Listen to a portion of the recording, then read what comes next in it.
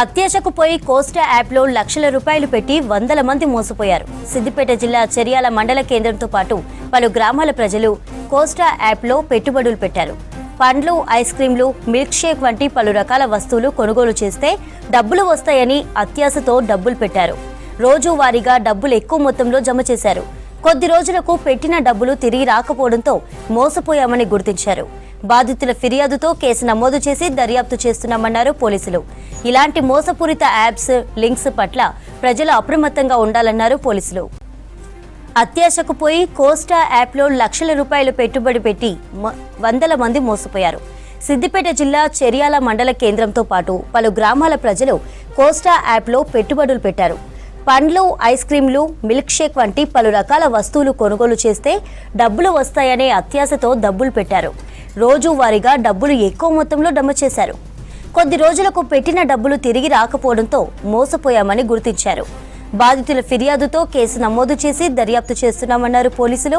ఇలాంటి మోసపూరితమైన apps, links పట్ల ప్రజలు అప్రమత్తంగా ఉండాలన్నారు పోలీసులు. ప్రజలు ఆన్లైన్ మోసానికి గురైనట్లుగా కోస్టా అనే యాప్లో అధిక లాభాలు వస్తాయనే ఆశతోటి పెట్టుబడి పెట్టి కొంతకాలం కొంతమందికి ముందుగా పెట్టుబడి పెట్టిన వాళ్ళకు ఏదో కొంత రిటర్న్స్ వచ్చినాయని దానికి ఆశపడి మిగతా ఎక్కువ మంది దాంట్లో పెట్టి తర్వాత గత 2 రోజుల నుంచి ఆ యాప్ క్లోజ్ అయింది, అది పనిచేయట్లేదని ప్రజలందరూ చాలా పెద్ద మొత్తంలో మోసపోయినట్లుగా మీడియా ద్వారా పేపర్లలో సమాచారం అందుతుంది. దీని మీద విచారణ జరపడం జరుగుతుంది. ప్రజలందరూ కూడా అప్రమత్తంగా ఉండాలి. డబ్బులు ఎవరికి సులభంగా రావు. అధిక వడ్డీలకు అత్యాశకు పోతే మోసానికి గురయ్యే అవకాశం ఉంటుంది. ఎట్టి పరిస్థితుల్లో కూడా ఎవరు కూడా అట్లా మోసానికి గురి కాకుండా ఉండాలి. అందరూ అప్రమత్తంగా ఉండాలి, జాగ్రత్తలు తీసుకోవాలి.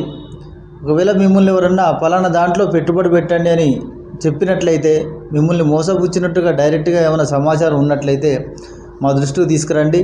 వెంటనే వారి మీద చట్ట ప్రకారం కఠిన చర్యలు తీసుకోబడతాయి. ఎవరు ప్రలోభ పెట్టినా కానీ అట్ట వ్యక్తుల్ని సహించేది లేదు. వాళ్ళ మీద చర్య